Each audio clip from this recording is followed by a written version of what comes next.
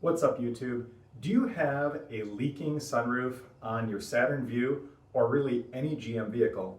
And if you do, have you tried everything that other folks have told you to try, like cleaning out the gutter around the sunroof itself or cleaning out the drain tubes in the corners, and nonetheless, every time it rains, you still have a puddle of water inside your vehicle? Well, if you do, I think I might have a solution for you. And it should only take about half hour to an hour of your time, $5 worth of parts and supplies, and should be a long-term and permanent fix. So if that's what you need, please stick around, and I look forward to showing you what I did for my car. All right, first things first, I'm going to go over what to check regarding the sunroof itself.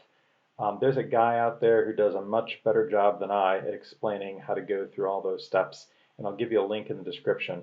But there's a couple things he missed that I found that was a problem with my vehicle, and it might be a problem with yours as well. So it's probably worth reading or listening to both of those descriptions, and then you can take the sum of those two together to troubleshoot your vehicle. The two issues that caused my leak, half of it was related to the sunroof drain, and the other half was related to the roof rack. So if we look at the sunroof, you see that there is a perimeter channel that goes all the way around the outside. And that is because the rubber gasket around the glass is never perfect. And as you're driving, water is going to get in inevitably. But what it does is it drives it down into a gutter or a channel that receives all that water. And then you'll see in this next image, there are two drain holes at the far left and far right facing toward the front of the vehicle. And the importance of that is to make sure that those are A, clear of debris, and B, that they're actually connected all the way to where they need to go. So we're going to use a water test, and I found that these little squeeze bottles work pretty well, just to direct the water exclusively into the drain holes and not everywhere else in the gutter itself. If you do everything correctly and you dump water from your squeeze bottle into each of the drain holes, you should see a puddle forming underneath the wheel well. And that's because the drain tube that runs down from the skylight down the A-pillar terminates in a flap behind the wheel well. So if we can verify that you have water coming out underneath the wheel well and none of it is dropping into the headliner, then you know that that is not your problem and it's something else. But if you do notice moisture at your headliner, I'm going to show you what you need to do to take care of that. So the first thing you do is remove the B-pillar trim or A-pillar trim. And that's done by flicking out the little access cover with a small flat screwdriver. And underneath it, you will see that there's a 7mm coarse plastic screw. And you can make short work of that with a nut driver. And then you'll also want to remove the visor. I didn't show doing that, but once you remove the B-pillar cover and the visor, that will allow you to pull the headliner down in the corners. And what you'll see is a connection between the spud on the corner of the drain and the drain tube itself. So what you'll want to do is verify that that's connected, and if it is not connected, you want to secure it either with some sort of adhesive. I used a self-fusing silicone tape, and that worked pretty well. But the most important thing to check is that there's enough slack so that when you lay that tube back into the A-pillar and you snap the trim back on, that it doesn't pull itself off of the spud. And that's the problem that I had. So on the side that was disconnected, even though I connected it up nicely, when I went to snap the A-pillar trim back on, I could tell that as that trim sat home, it was actually pulling the slack out of that drain tube and therefore actually yanking the end of the drain tube off of the spud that I just attached it to. So the trick to fixing that is to buy yourself a little more slack, and you can do that by pushing the tube into the frame underneath the wheel well where it actually terminates. And I'll show you the steps that you need to do to make that happen. As a point of clarification, this image shows the tube after I had a chance to push it back into the frame to get myself a little more material and slack. It was originally sticking out about 2 to 2.5 inches, and really all you need is a 1/2 inch or so, and that should be sufficient to direct the water outside of the chassis itself.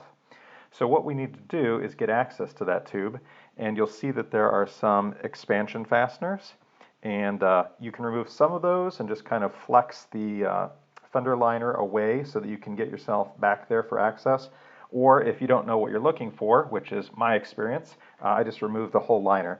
So what you'll need to do is use a small screwdriver, pop the expansion core out of each of those rivets, those expansion fasteners, and then you can reach in with a pair of long-nosed pliers and fully extract the center portion, and then you can reach underneath the flange and remove those. And here's an image of what they look like when they're outside of the vehicle. And then the next thing you need to do is just very gently flex the fender liner, and that will allow you to remove it from the wheel well or the fender itself. After you had a chance to push the tube back and make your full repair, you can put the A-pillar cover back on, repeat the water test in the drain hole, make sure that there's no water at the headliner, and make sure that your water is draining out behind the fender well, and you should be good. Now the other thing you can do is after everything is put together, you should take a hose and irrigate the top of the roof. And you may discover that even though you made a perfectly good repair, you still end up taking on water inside your vehicle. And that was my experience. So even though I corrected the water leak issue, that was accounting for the water entry on one side of my vehicle, but not the other. So the rest of the story is likely found by exploring underneath the roof rack or the roof rack cover. And likely what is happening is water is entering because of a failed gasket between the fasteners on the top of the vehicle and the threaded inserts inside the roof that they're used for mounting. So in order to get access to that, what you'll need to do is to remove the decorative and painted covers on the exterior of the A-pillar. And then in order to get access, you'll probably have to do the same thing by removing the torque screw on the adjacent piece that's near the passenger rear door or the B-pillar. And there's one screw that's concealed, and it's underneath that black sail panel. And in order to get that sail panel off, you'll remove one torque screw, and then there's some keyed engagements where if you slide it up to the sky about 1/4 of an inch, you should be able to bring that sail panel out of the way, and you'll find a concealed fastener underneath there. And then once you have those decorative pieces off, you can gain access to removing the decorative cover or the roof rack itself, and there should be some Torx fasteners that are a larger size, 4 of them on the top.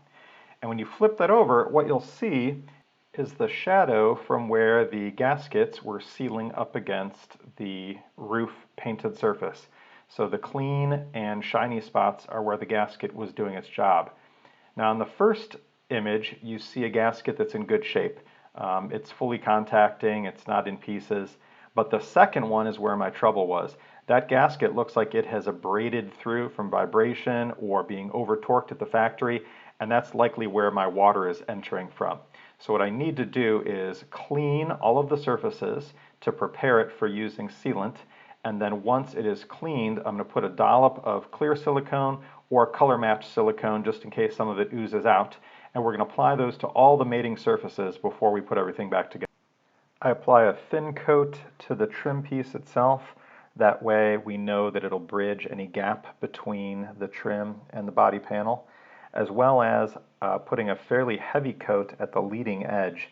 And my goal there is to prevent or reduce some of the driven rain that the vehicle encounters when it's at highway speeds from being forced underneath that trim panel. So the more water that I can keep on the outside of the trim panel, the less the gasket needs to do and the less work it has to do.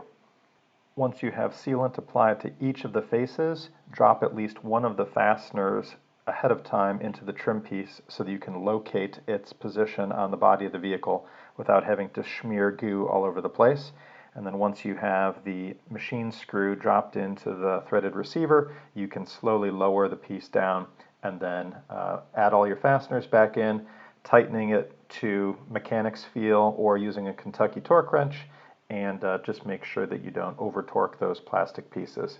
After that, you should let your adhesive cure and then give it a wash with your hose, pressure washer, or whatever you think is necessary to do your quality control check. Of course, every time you do an artificial test, like use a sprinkler, it's never the same as road conditions. But after making this repair, I have driven a few times, perhaps a half a dozen, at highway speeds in heavy rains, and there has not been a drop of water inside the vehicle ever since making this repair. Hey guys, I hope that worked out for you. If you tried it with a garden hose or some other way to test it and you're happy with your success, please like and subscribe, because my family and I love making videos that show how to fix problems, do home improvement, and just do activities together as a family. And we'd love to keep sharing those with you. So I look forward to seeing you again. Thanks and have a great day. Bye.